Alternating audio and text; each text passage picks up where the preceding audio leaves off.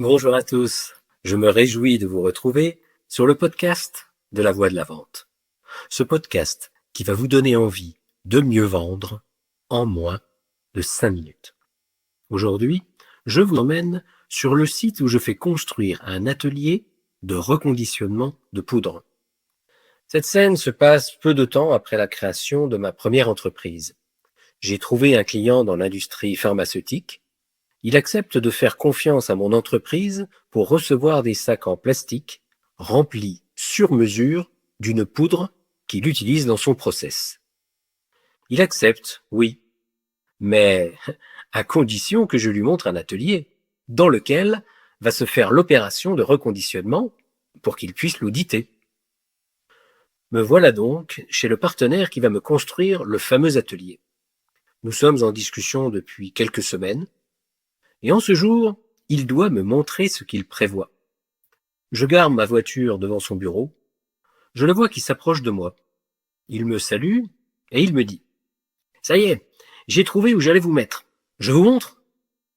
Nous traversons l'immense cour de son usine, balayée par un vent froid.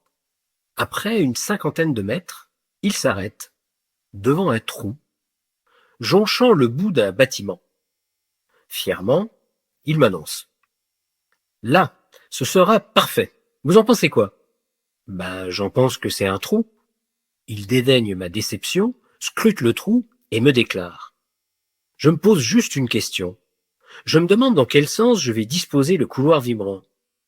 Moi, je nage en plein délire.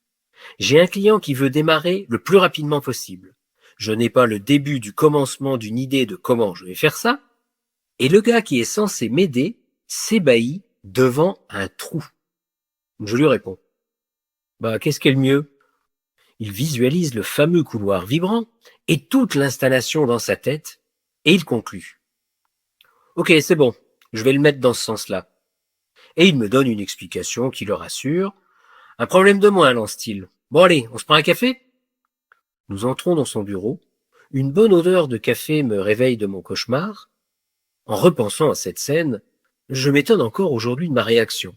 Je ne lui ai posé que 2 questions. Vous êtes sûr de votre coup? Et ce sera après quand?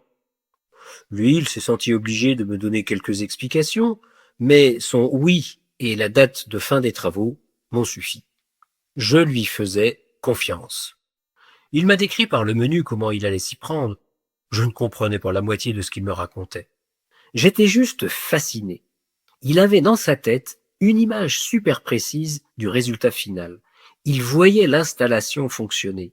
Il affinait les détails en scrutant là où je ne voyais qu'un trou. Et 3 mois plus tard, nous lancions les premiers essais. Parfait du premier coup. Alors pourquoi est-ce que je vous ai raconté cette histoire? Bien sûr, pour rendre hommage à mon ami qui continue de me fasciner quand je constate tout ce qu'il a réalisé par la suite.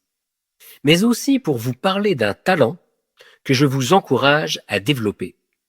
La visualisation. On l'utilise beaucoup dans le sport.